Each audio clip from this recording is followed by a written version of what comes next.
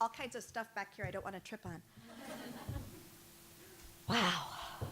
What an amazing group of women, right? So I first spoke at Sterling Women in 2012. I had never spoken to more than 100 people at a time. I was so nervous. I was so nervous, in fact, that I had some slacks on that day and realized when I sat down from my talk that my fly had been down the entire time. Thank you, all of you that witnessed that and didn't come and tell me later. See, I had in my head that nobody saw it except me. So since 2012, I have been a regular at Sterling Women, and I'm happy to say that a lot of the women I consider my best friends in the world I've met here. I've also had the honor to work with a lot of people to have my biggest dreams and goals and aspirations as a person, professional, and business owner also come true because of the people that were here. But the best gift I was given by Sterling Women came in January of 2018. I live on the side of a mountain out by the Shenandoah.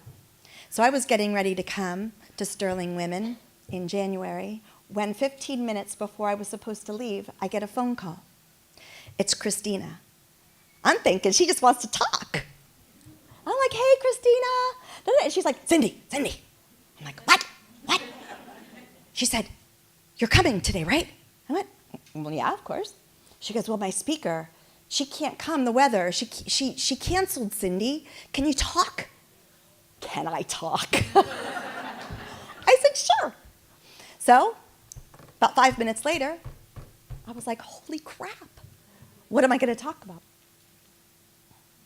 So I don't do New Year's resolutions, but I choose a word for the year. And just a couple of days before, I had chosen my word, which was brave. And I asked myself, how could I show up on the Sterling Women stage in a brave way? So I did something I'd never done before. And I told my story.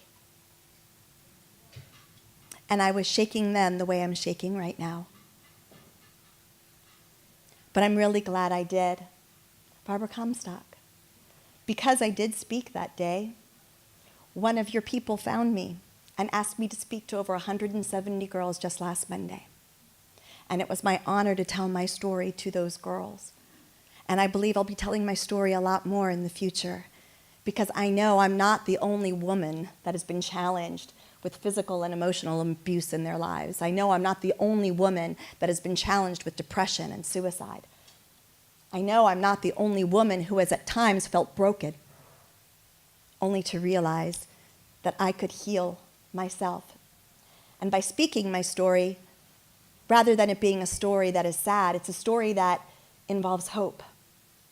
It says that you can come from a family that was broken and still have the life that you deserve. So thank you, Sterling Women, Christina. Thank you.